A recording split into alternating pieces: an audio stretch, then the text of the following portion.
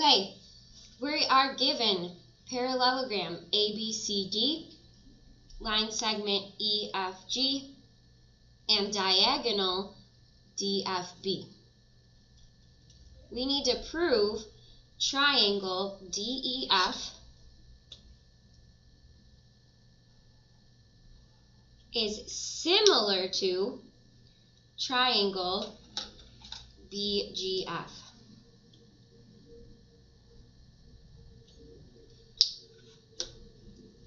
For my sideline notes, as soon as I see a similar triangle proof, I'm automatically thinking A. Two pairs of congruent angles. And I'm also going to be writing something down about parallelograms. Parallelograms have 5 properties. Opposite sides parallel. Opposite sides congruent. Opposite angles congruent. Diagonals bisect each other. And same side angles add up to 180. They would never just give me a parallelogram for no reason, so I'm going to have to use one of these properties.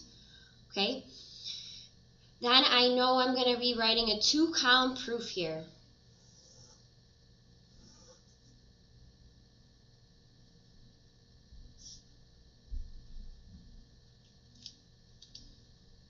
Step 1 is always your givens.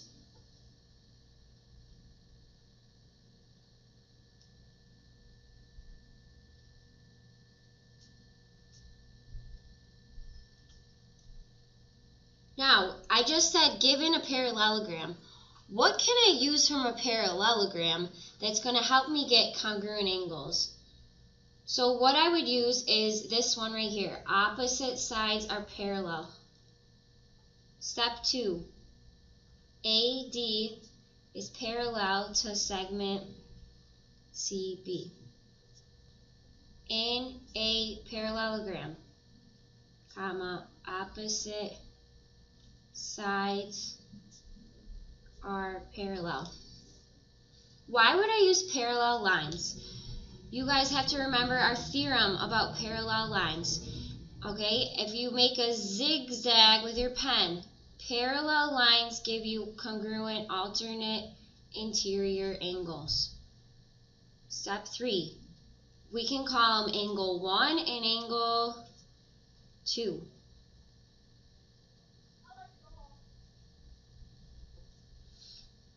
Parallel lines cut by a transversal form congruent alternate interior angles. So far I've achieved one of my A's. I need another pair of congruent angles. This one should be very simple to see. I have vertical angles in the triangles. Angle 3 and angle 4. Vertical angles are congruent. In a similar triangle proof, you only need 2 pairs of congruent angles. I have that right now. So to finish the proof, you know you got to copy down your proof sentence and then write the theorem you used afterwards. Step 5, triangle DEF, similar triangle BGF by angle. Your point values are pretty simple. You get 1 point for step 2, 1 point for step 3, 1 point for step 4, 1 point for step 5. Unfortunately, you don't get any for your givens. So 1, 2, 3, 4, total of 4 points.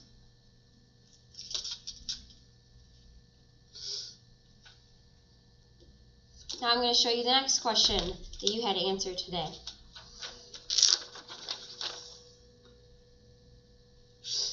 In the diagram below, triangle A prime, B prime, C prime is the image of triangle ABC after a transformation. Describe the transformation that was performed. The first thing I notice is that this triangle has gotten bigger. That means it's definitely a dilation.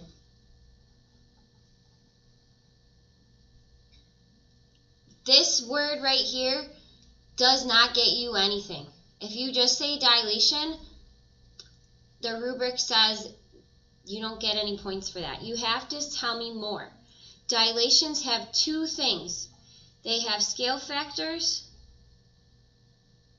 and they have center points.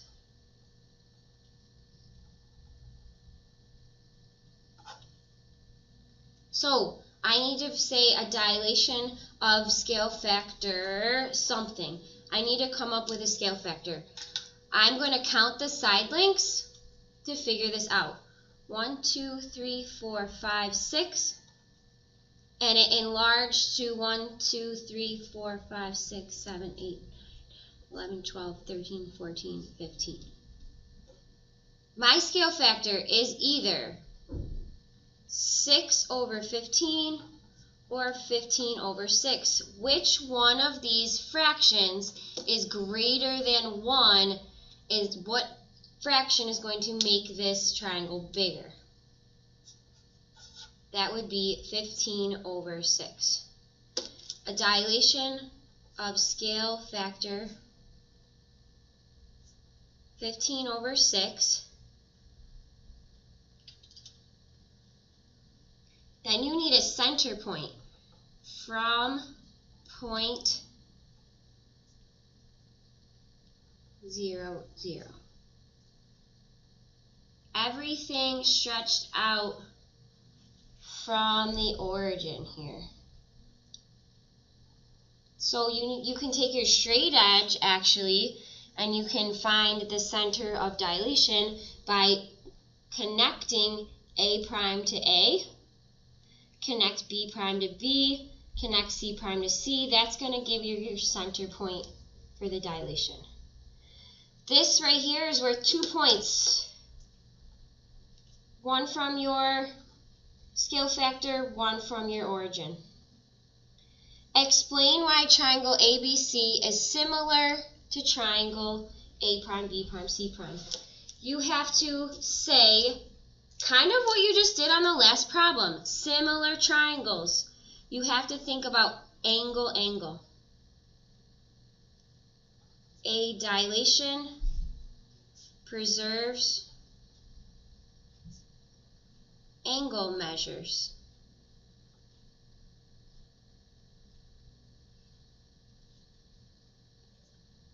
The triangles must be similar by A. This is worth 2 more points. Total 4-point question.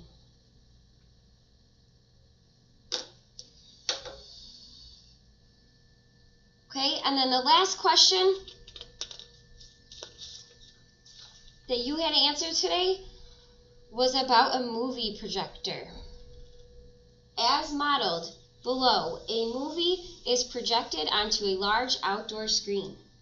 The bottom of the 60-foot tall screen is 12 feet off the ground. The projector sits on the ground at a horizontal distance of 75 feet from the screen. Determine and state to the nearest tenth of a degree the measure of angle theta on the projection angle.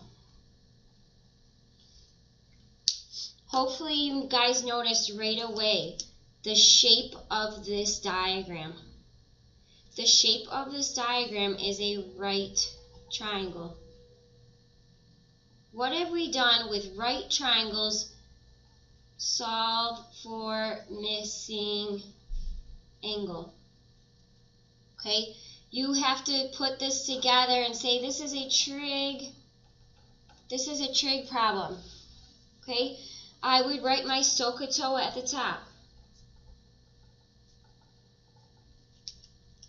Now, This angle is not part of a right triangle.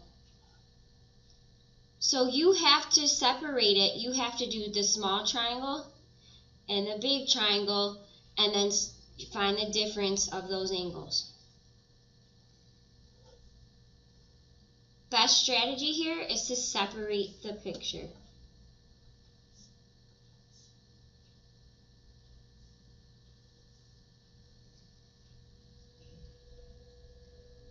Okay, over here I'm going to have to add those, so this would give me a length of 72 for the tall triangle. Okay, and I'm going to call this one Y. To set up SOHCAHTOA, you highlight your reference angle. This is opposite, that is adjacent. The tangent of x equals 12 over 75. Remember, when you're solving for the angle, you have to use the inverse of tangent.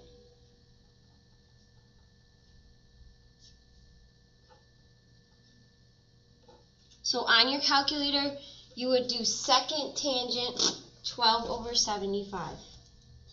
Check the mode, make sure you're in degree mode.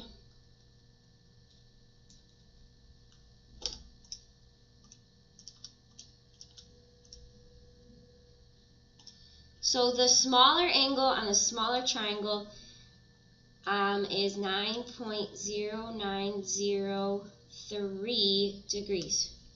I'm keeping 4 decimals until the very, very last step of the problem. On the taller right triangle, highlight your reference angle. 72 is opposite, 75 is adjacent. Tan Y equals 72 over 75. I'm solving for a missing angle. I need to do the inverse 72 over 75. Or excuse me, Y.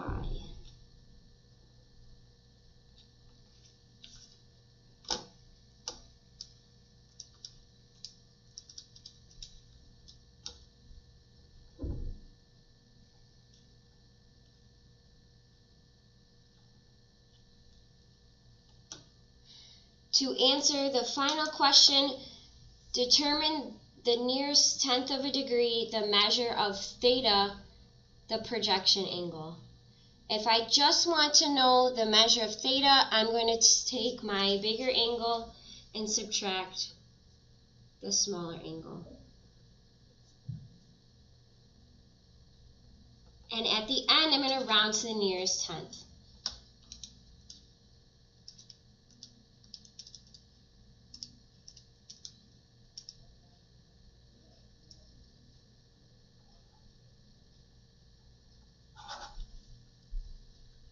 That would be my final answer for the problem. Okay, here's the point values. You get 1 point for finding the smaller angle. You get 1 point for finding the larger angle. You get 1 point for subtracting, and you get your last point for rounding. That means it's a total of 4 points again for this problem. Okay, so look at how much work you have to do and get correct. Okay, here. If you mess up one of these answers, you still get what's called consistency points. So let's say you accidentally had the wrong number for your bigger angle, but you still subtracted and you still rounded, then you would get a 3 out of 4. Okay, so we do give consistency points if you continue the problem and get an answer rounded. All right, catch you next week.